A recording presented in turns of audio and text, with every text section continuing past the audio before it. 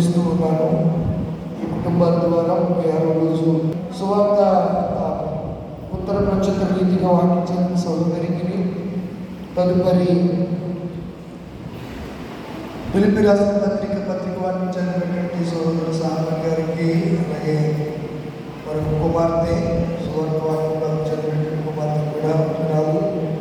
ప్రార్థించినటువంటి శాంతమ్మ గారికి కూడా ప్రత్యేక శాంతకుమారి గారు వారికి సోదరికి కూడా ప్రత్యేక వందనాలు తెలియజేస్తూ ఉన్నారు. మంచిదండి. కాలం చాలా వేగంగా పరిగెడుతూ ఉంది. కాలంతో మనం పరిగెట్టలేం.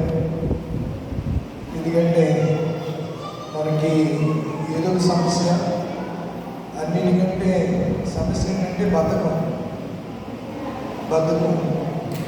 ఈ బద్ధకం చేత చాలాసార్లు దేవుని సన్నిధి కూడా రాలేనటువంటి పరిస్థితుల్లో ఉంటాం.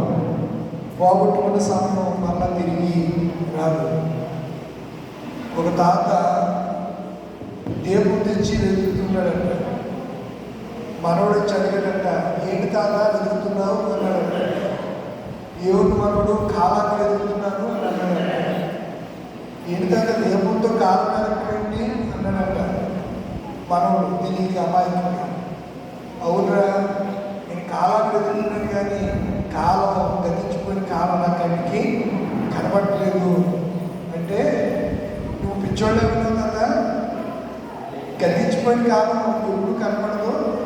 రాబోయే కాలంలో ఇప్పటి నుంచైనా మనం జాగ్రత్తగా ప్రభు సన్నిధికి వెళ్ళాలని ఆ ఆక్షికని మనం ఉండాలి అని మనవడి చేత అతను హెచ్చరింపబడి ఆదరణ నుంచి వృద్ధాప్యంలో కూడా దేవుని సన్నిధికి అంటే వేగిరిపడి వెళ్తూ ఉండేవాడట అని ఒక ఆయన చెప్పగా నేను విన్నాను. ఆ మాట మీకు చెప్పాను, నా సొంత కార్యక్రమం కాదు. అర్థమైందా? కనుక మనం చాలాసార్లు నిర్లక్ష్యంగా సమయాన్ని వృధాగా పోగొట్టుకుంటూ ఉంటాం. అందుకేనేమో అదే ఎపిఎస్సి రాసిన పత్రికలు అంటాడు, సమయమును పోలి ఒక సద్వినియోగం చేసుకోవాలి. ఎవరు సద్వినియోగం చేసుకుంటారు సమయాన్ని అంటే జ్ఞానులు అనే మాటను అక్కడ మాట్లాడడం మనం చూస్తున్నాం. ఈరోజు మన ధ్యానాంశం ఏంటి చెప్పినమ్మా? తగ్గింపు. ఇంగ్లీష్లో హ్యుమానిటీ అనే ఒక పదాన్ని దీనికి వాడటం అనేది మనము చూస్తూ ఉన్నాం. నిజంగా దేవుడు ఎంత తగ్గించుకున్నాడు అనే విషయంలో మనం చూస్తే మనకు చాలా ఆశ్చర్యపడుతూ ఉంటాం. తగ్గించుకుంటాం అంటే తనను తాను తక్కువ చేసుకోవటం.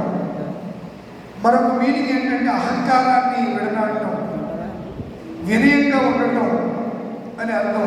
ఇది ప్రధానంగా విధేయతను సూచించడానికి వాడే పదాన్ని, గర్వాన్ని విడిచినటువంటి వారికి వాడే పదాన్ని ఇది సూచిస్తూ ఉంటుంది. ఈ తగ్గింపును మరొక పదం వినయము అని కూడా అంటారు. హ్యుమానిటీ అంటే తను తాను తగ్గించుకోవడం, ఇతరులని గౌరవించడం.